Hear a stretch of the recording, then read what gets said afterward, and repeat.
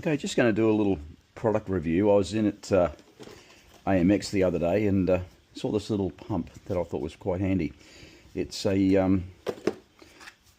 little power cell too, so you can actually charge your phone and anything from it.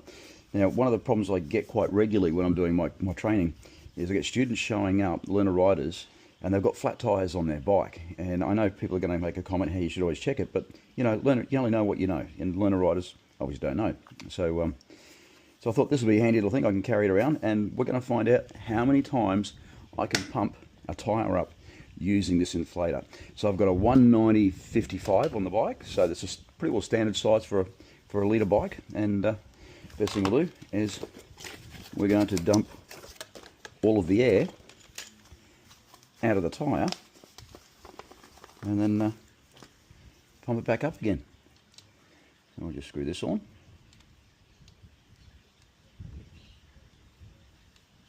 So I run about 38 psi in the tyre. You'll see how long it takes to pump the tyre up as well. Okay, so all the air is out of the tyre now, and we'll just screw this in. And I thought it would be handy because this also doubles as a power pack, so you can charge your phone and anything from it. So first thing, press and hold the button, turn it on. Now I charged this up last night to make sure it's fully charged. Now from memory, and now the only downside I'll say with this at the moment is I can't see any of the writing on this. My vision's going a little bit, but it's a little bit blurry. But even still with the glasses on, the reading the writing gets a bit tricky. So from down here, you're going to set your mode. So 38 psi. 38 psi is about what I run, and then you can see there's zero pressure there in the moment, and up we go. Whoops.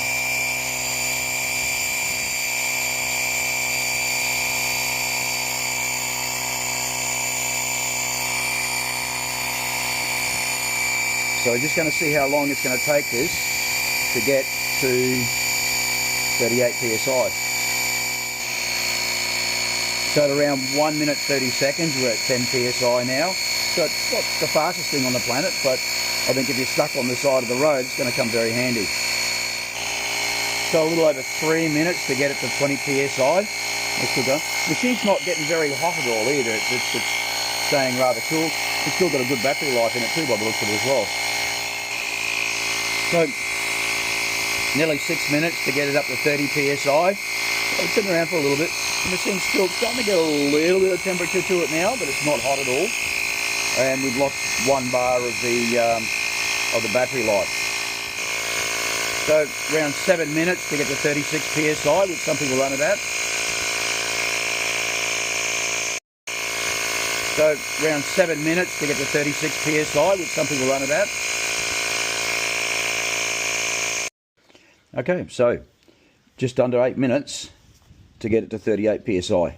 So not too bad. I mean, I'd rather sit on the side for 8 minutes and pump a tyre up rather than have to push the bike to the next service station. That's providing if you've got to punch a repair kit at all. All right, so that's one inflation. We've only lost 1 bar.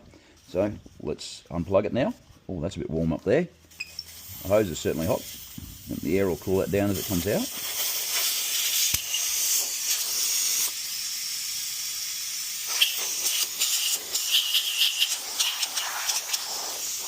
Okay.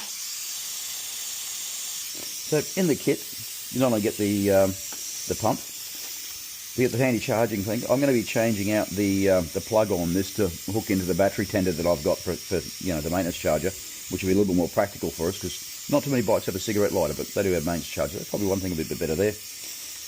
The USB cable, right? So you can plug in the back here and you can charge your phones from it, right? Or you can plug it in the other way and recharge it.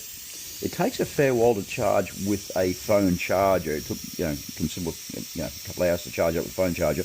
But they do say in the kit that you should be using a decent sized charger to charge this thing up.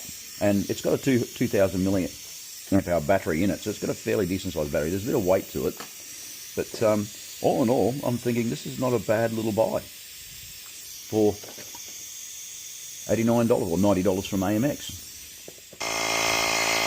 Okay, so 37.5, 38 in just on 8 minutes again. So that was charge number 2. So, that's pretty good. I mean, I'm getting pretty impressed. That's filled a decent sized tyre twice. The machine is getting a bit warm, and that's a little hot, but that'll cool down as we air it off.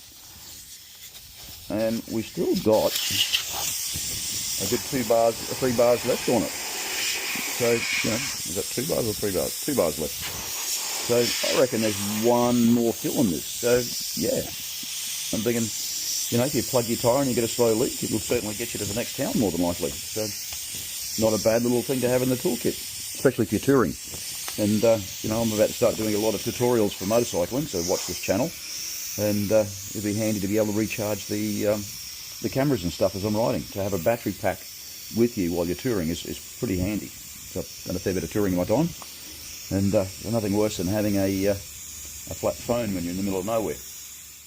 Well, there we go. It just stopped at 9 minutes and 38 psi. It's still got 1 bar left, and there's definitely not another one left in that because I could hear the pump really struggling. It's quite warm now, so I really want to let that cool down because I don't want to destroy it on the first day of owning it, and that's really hot. But yeah, I'm pretty well sold. The RHK cordless digital inflator from AMX at $90. I think it's definitely coming on my next road trip with me. It's also got this little light, so of night time you can see what you're doing. SOS, providing someone can read what an SOS is. Yeah, I'm totally happy with that. I think that's a good little buy.